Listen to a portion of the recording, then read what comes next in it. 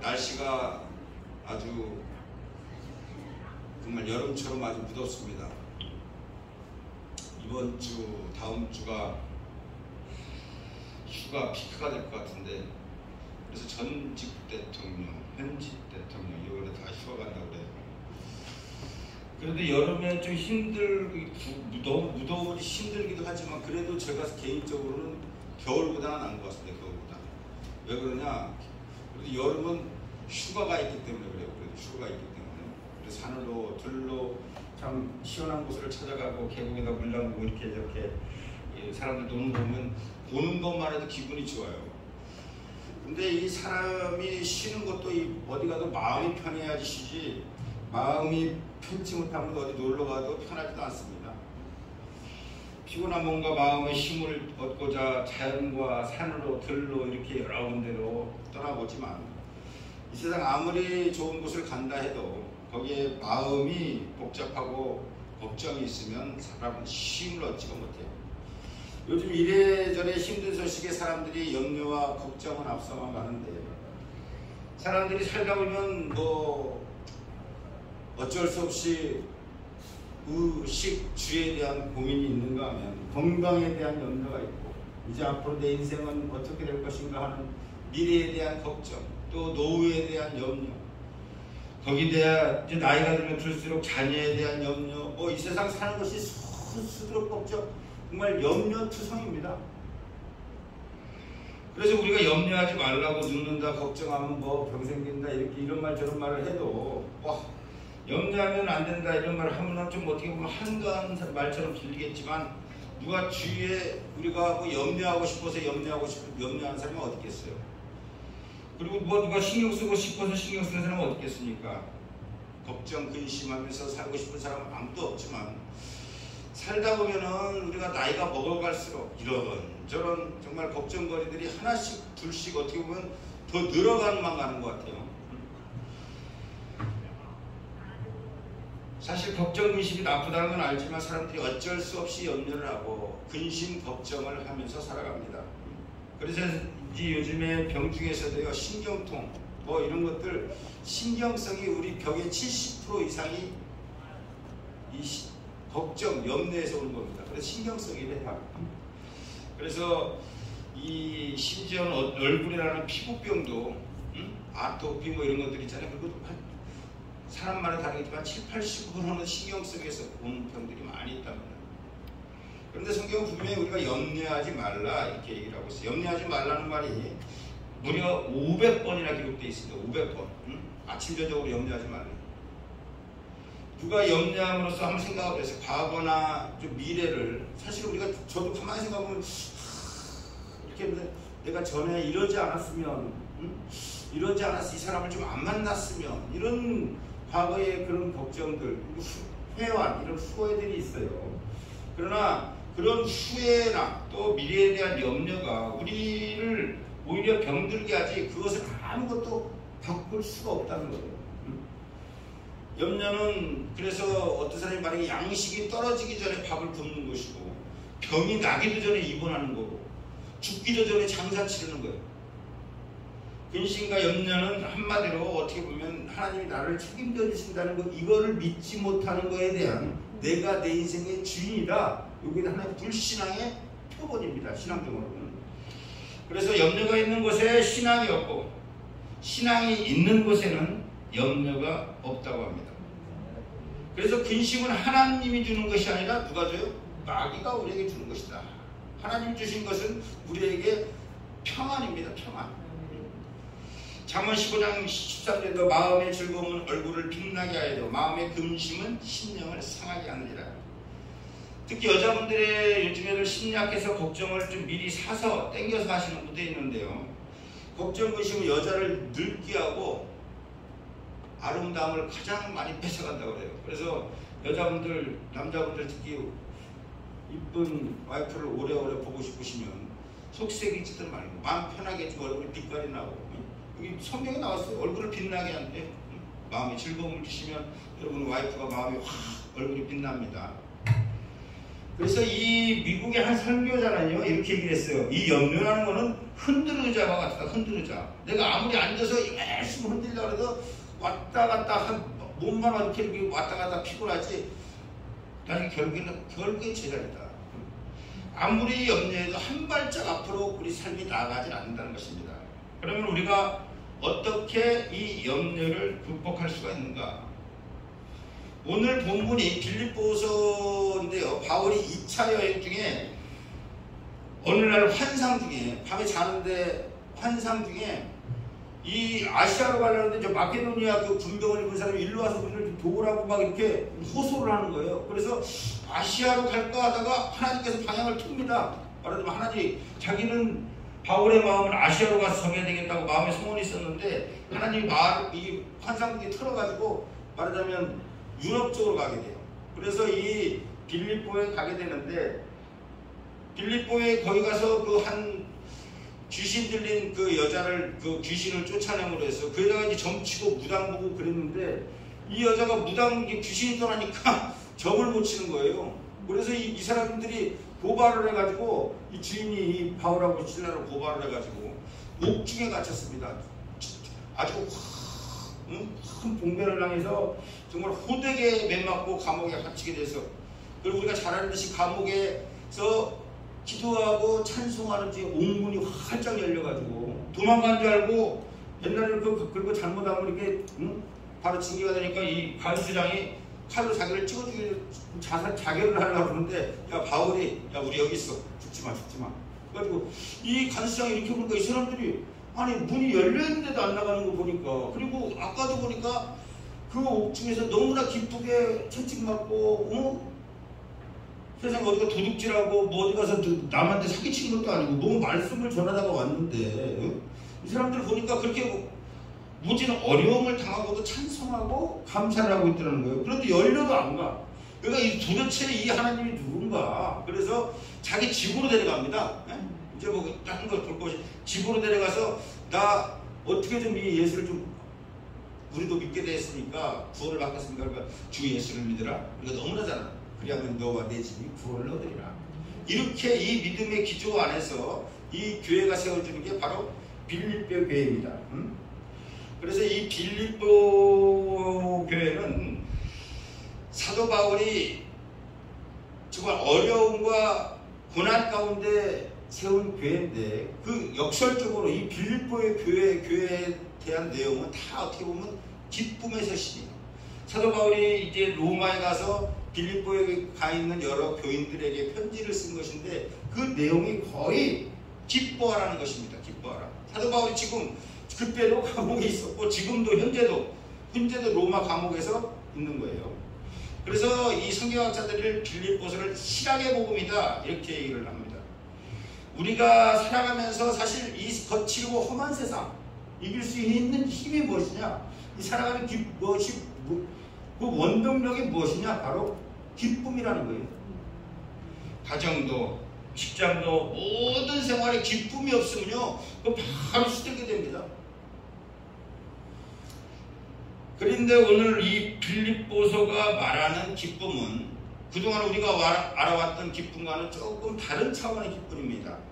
우리가 그동안 생각하고 누려왔던 기쁨이라는 것은 그래도 우리가 교회를 다녀도 쾌락은 아닐지라도 세상이 말하는 그 기쁨과 사실 어떻게 보면 크게 다르지 않아요.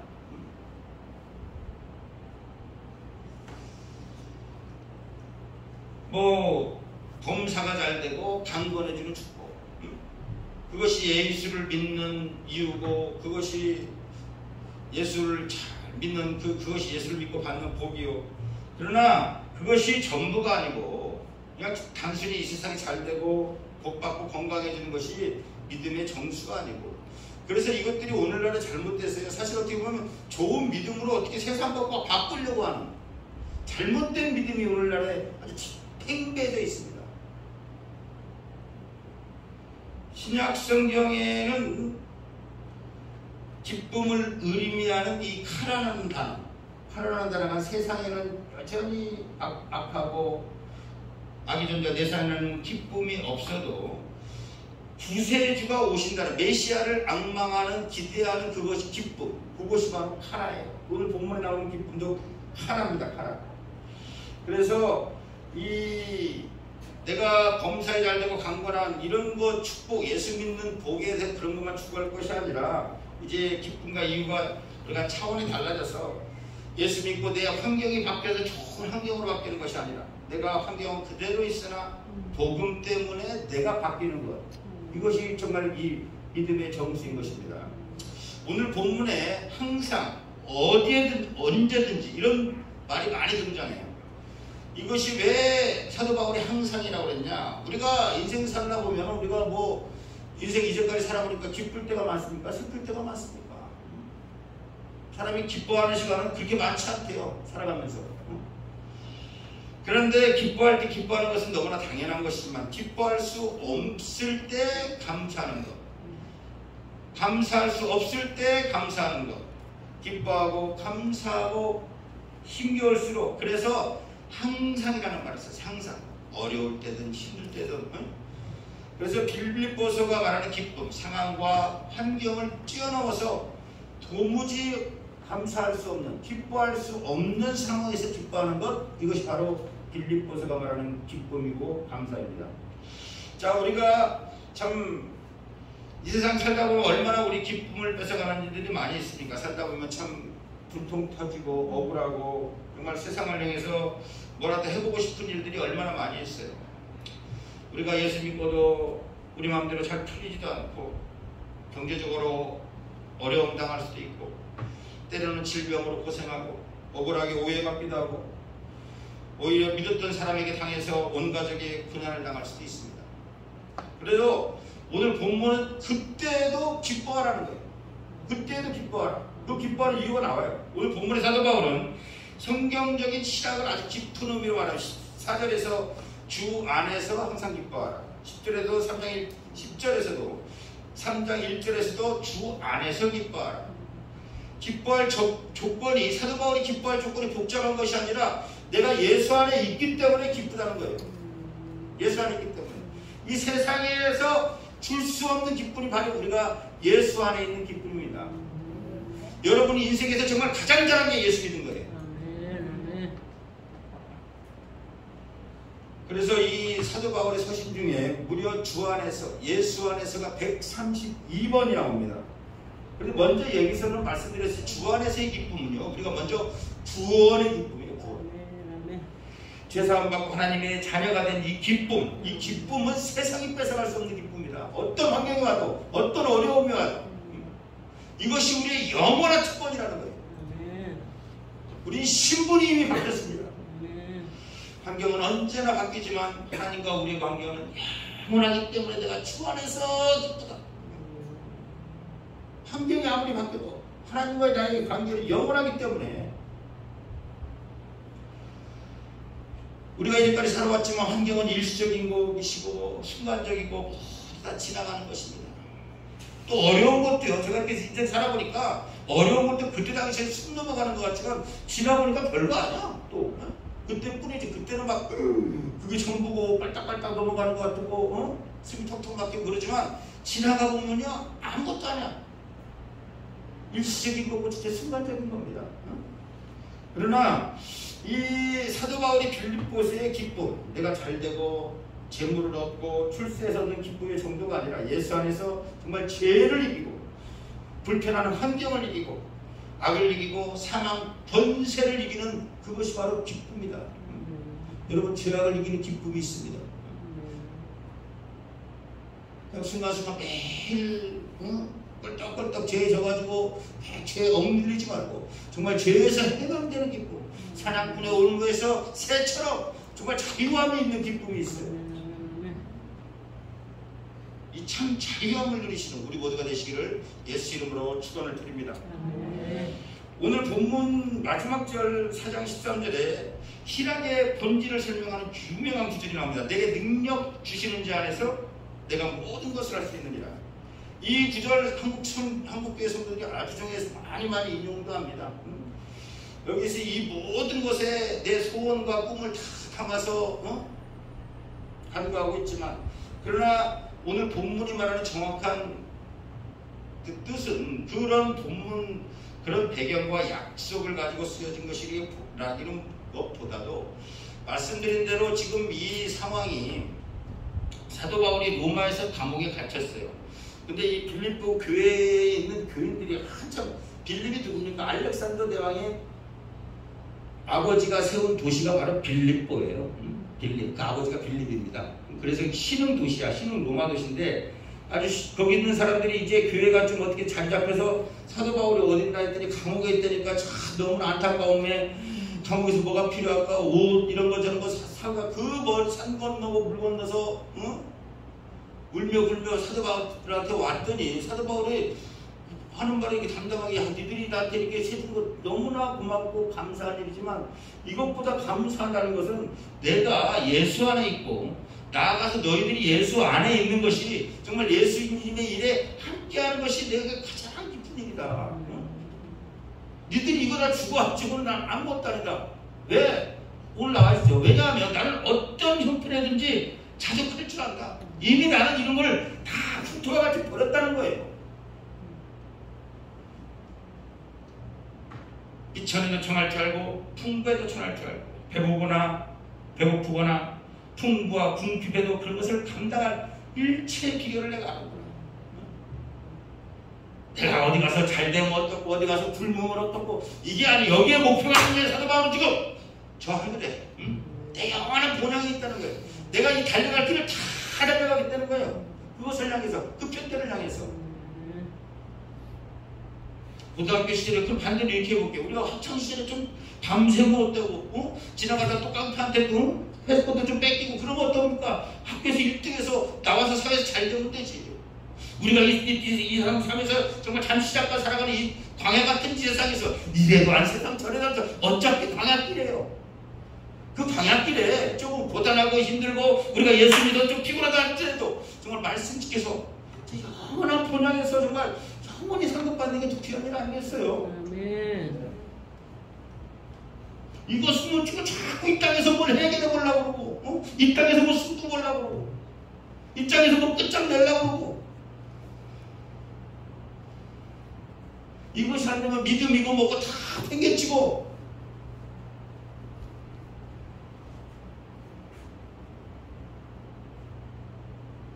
내가 일체의 비결을 배웠기 때문에 그것이 바로 내게 능력 주시는 자 안에서 내가 모든 것을 할 수 있다. 난 배고프거나 나 상관없어. 나 예수님만 있으면 된다. 그것이 바로 내 능력이라는 겁니다.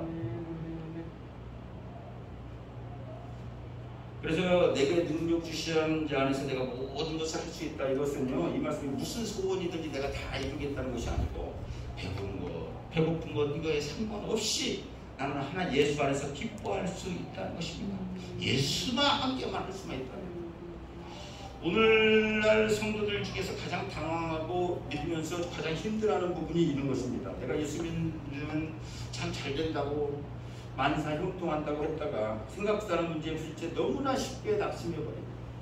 그러면서도 이게 교회 다니고 예수 믿는 신앙이 과연 현실에 무슨 도움이 되겠는가? 예배드리면 나에게 무슨 이익이 있는가? 열심히 성경 읽으면 뭐 장사가 잘 되는가? 열심히 예배 참여하고 기도하고 성경 보고 전도하면은 떼돈 벌고 뭐 매출이 팍팍 오르고 아들이 어디 가서 급하게 승진을 하고 자녀들 함께 확장 열리고 뭐 이런 세속주의 사고방식 우리 교회에 팽배합니다. 지금 어떻게 이 땅에서 승부를 벌려 믿음하고 행복하고 바꿔보려고 아직도 예수 팔아서 자기 행복하려는 다른 유다보다도 더 나쁜 사람들.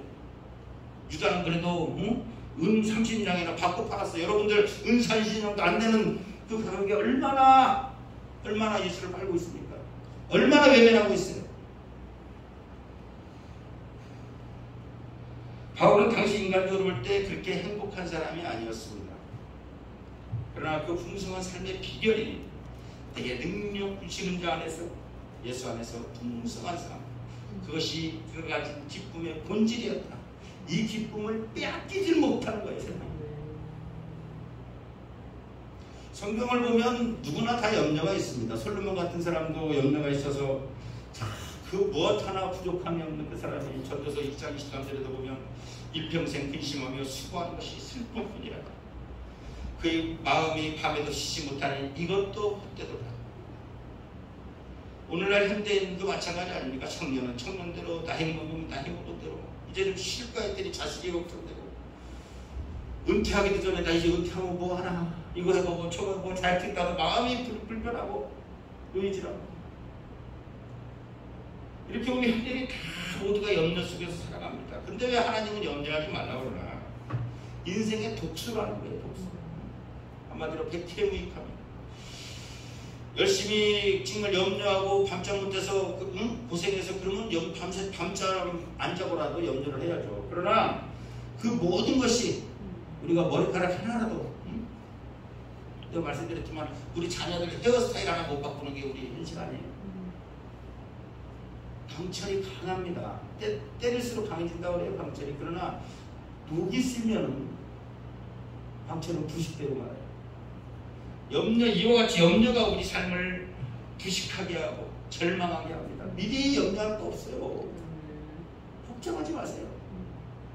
이미 테텔레스타이 예수님께서 우리 승리를 믿는 자는 다 해결했습니다. 그 모든 것이 너에게 더하시리라. 십자가에서 이미 결단이 났어요. 이렇게 우겨싸고 마귀가 저렇게 우겨싸고 사방자가 금방 끝장날 것 같이 이렇게 저렇게 흔들어대도 이미 예수님께서 우리를 부르신 이상, 우리가 예수 안에 있는 이상 이미 승부는 난 거예요. 예루살렘하고 우크라이나 경제 전쟁 때문에 우리가 참 이렇게 저렇게 타격이 심각하지만 아주 유명한 얘기가 있습니다. 세계 2차 대전 때요. 이 전쟁에 나가 죽은 군사가 35만 명. 집에서 자식 보내고 남편 보내고 걱정하다가 심장병으로 죽은 사람이 100만 명. 전쟁이 무섭습니까? 염려가 무섭습니까? 염려가 더 무서워요. 걱정하지 마십시오. 그래서 우리가 인생을 위해서 염려를 반드시 떨쳐버려야 되는데 세상에 많은 사람들이 그런데 막 이거 해결해 보려고 술 마시고 여기 와서 뭐 당구도 쳐보고 이렇게 저렇게 우리가 그런 거 젊었을 때 안 해봤으니까 이제 인생 살아보니까 거기에선 기쁨이 없고 평안이 없고 나중에 참 이렇게 저렇게 나도 어디 가서 점주 많이 쳐봤죠? 점주 나는 아주 내가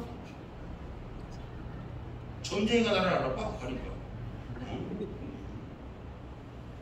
우리와 같은 팔자에 장군님이시지 장군님. 나는 앞으로 목사님이라고 정말 장군님이라고 그랬어요. 다윗도 장군이었습니다. 나쁜 말 아니에요. 알아보더라고 장군이. 근데 그런 데서 해결을 보려고 그러지 마시고 그거 다 임시 변동뿐이야. 금세 더 큰 염려가 파도처럼 밀려옵니다. 그래서 바울은 6절에서 아무것도 염려하지 말라. 그런데 이 염려, 근심, 걱정, 조바심이 어디서 오냐? 우리는 나쁜 환경에서 나쁜 일 때문에 오는 것이 아니라 오늘 7절에 분명히 마음과 생각에서 온다. 자, 평강의 하나님 우리 마음과 생각을 지키기만 하면 염려와 걱정에서 해방될 수 있다는 거예요. 문제는 우리가 큰 걱정거리가 생겼을 때 보십시오. 나도 모르게 정말 자꾸 그 생각이 덜크덩해서 가슴이 여기서 툭 내려앉고 덜크덩 퉁 하는 소리가 들려. 퉁 하면 들리고 생각을 안 하고 싶은데 안 할 수가 없어요. 생각하면서 그래도 좋은 쪽으로 생각하기보다는 그 사람이 인생이라는 게 나쁜 방향으로 가게 되고 괴로워하면서 말 못하고 그 맑고 근데 바로 우리가 염려 안 하려고 해도 우리 마음을 우리가 그때부터는 통제할 수가 없기 때문에 우리 힘으로 불가능한 거예요. 안 하려고 해도 이미 마치 알코올 중독자가 주변에서 막 부모가 막 울면서 제발 끊으라고 그러고 주변에 있는 사람이 울면서 끊으라고 자기가 자기 자신이 어떻게 할 통제력을 잃었듯이 우리 힘으로는 끝일 수가 없다는 거예요. 그래서 어떻게 해야 되냐? 사도 바울은 너희 구할 것을 감사함을 하나님께 아뢰라는 거예요. 하나님께 아뢰라. 자, 하나님께 아뢰라. 그러니까 사람들이 냉랭한 사람들이 왜 나 왕년에 기도 많이 해봤어요. 이미 시도해봤는데 잘 안 되는데. 기도해봤는데 걱정도 끊이지 않고 기도해도 문제가 전혀 해결되지 않고 그대로 있고.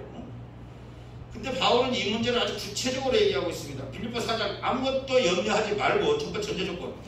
왜 염려한다는 거? 하나님을 불신한다는 거. 하나님께 나아가는 자는 그가 살아계신 것과 반드시 그가 자기를 찾는 자에게 상 주신 것을 믿어야 할지니라.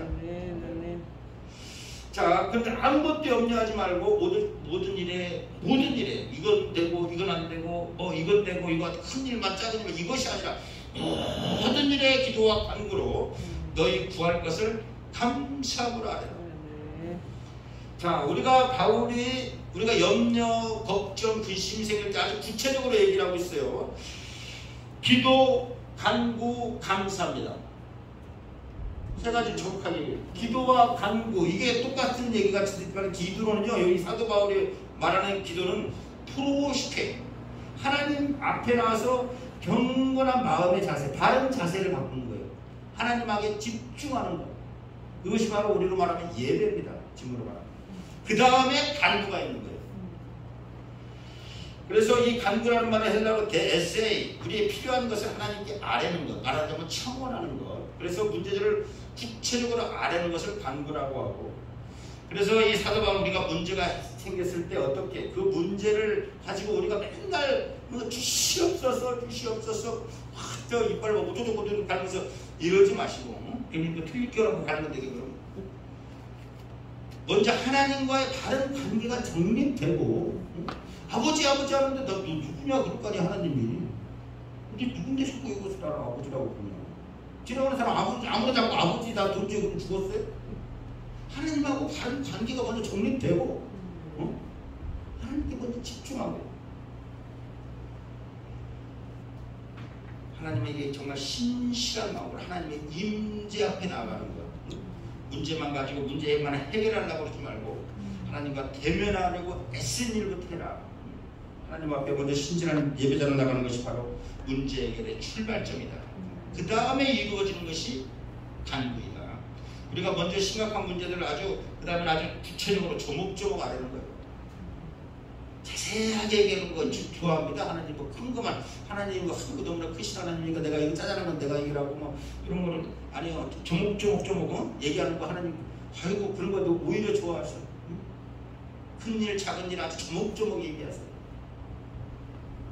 하나님의 관계가 충분히 회복되고 하나님의 임재가 경험된 후에 우리의 문제를 하나님께 아뢰라. 이게 바울의 방법입니다.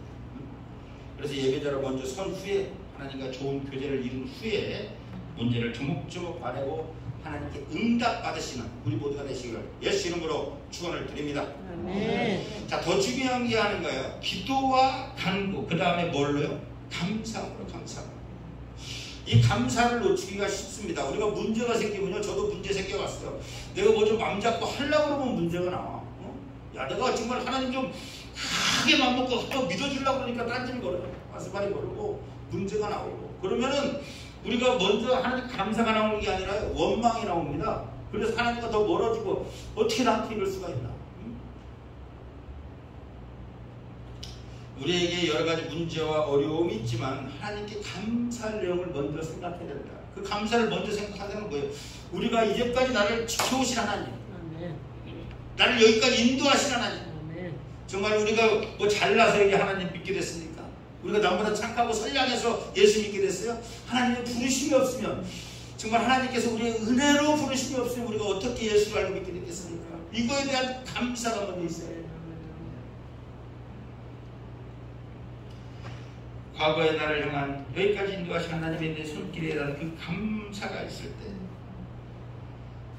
내 아픈 삶도 하나님께서 이끌어 주시겠구나 하는 그 감사가 하나님에 대한 신뢰가 있는 것입니다.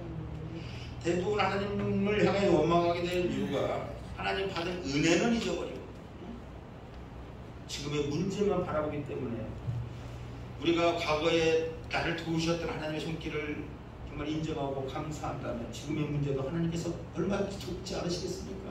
개입 안 하시겠어요? 그거보다 더 근본적인 것은 하나님을 알게 하신 것. 나 같은 죄인 그야말로 살리신 그 은혜 고마워서 독생자 예수 그리스도를 이 땅에 보내주시고 사망에서 건져주신 것. 그것이 바로 세상 그 무엇과도 바꿀 수 없는 감사예요. 이 감사만 놓치지 않으시면 여러분 삶은 어떠한 문제에서도 해결됩니다.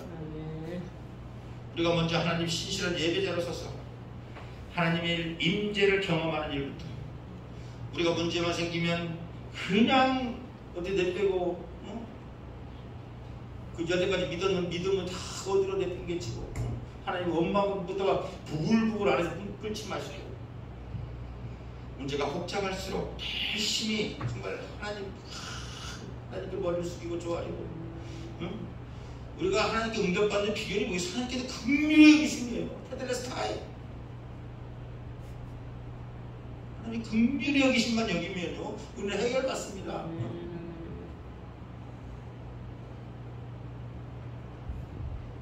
기도와 간구 순서를 지키시고 감사거리를 찾아서 하나님께 감사하십시오. 오늘 빌립보 4장 7절, 그리하면 하나님께서 어떻게 하신다? 우리 마음과 생각을 지키신다. 7절입니다. 그리하면 모든 지각에 뛰어난 하나님의, 빌립보 4장 7절, 그리하면 모든 지각에 뛰어난 하나님의 평강이 그리스도 예수 안에서 너희 마음과 생각을 지키시리라.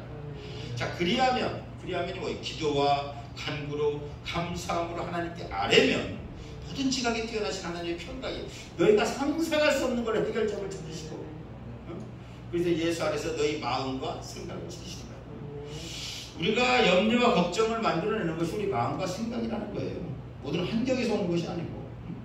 근데 우리 환경은 맨날 우리 환경인 줄 알지만 환경은 늘 변합니다. 이렇게 변하고 저렇게 변하고, 이렇게 막 깜빡깜빡하지만 우리 마음과 생각은 환경에 따라 우리 마음은 늘 변하지만 하나님께서 우리 기도와 간구와 감사함이면 우리 마음과 생각을 지켜주신다. 그래서 환경에 요동치지 않게 되셔요. 하나님의 평강이 그 모든 것들로부터 어려움을 지켜주시고 보호하시고 우리 마음과 생각에 변함없게 해주신다. 어떻게 해주시냐? 로마서 8장 38절 39절, 내가 확신하노니 사망이나 생명이나 천사들이나 권세자들이나 현재이나 장래이나 능력이나 높음이나 기쁨이나 다른 어떤 피조물이라도 우리 주 그리스도 예수 안에 있는 하나님 사랑에서 끊을 수 없느니라. 하나님 사랑에서 우리를 끊을 수가 없는데 누가 우리를 손대겠습니까? 이 사랑이 어떤 문제라 해도 주 예수 안에 있는 사랑에서 우리를 끊을 수가 없다. 하나님의 보호하심으로와 인도하심으로 지켜주시며 환경과 상관없이 우리 삶이 늘 평안하고 나의 마음이 늘 잔잔해. 항상 기쁨이 있고 평안이 있고, 그때 우리의 삶의 어둠은 점점 물러가게 되는 것입니다. 오늘 내 말씀을 마치고요, 힘들고 어려울 때마다 기도와 간구로 감사함으로 하나님께 아뢰십시오. 그러면 하나님의 평강이 우리 마음과 생각을 지켜서 어떤 환경에서도 흔들리지 않게 평안하게 하시고 모든 어두움을 우리 삶에서 제해해 주실 것입니다. 어제 서울의 온도가 기록적으로 36.1도라고 그랬어요. 아주 어떤 사람도 온도계와 같은 사람이 있고 온도 조절기 같은 사람이 있대요. 온도계는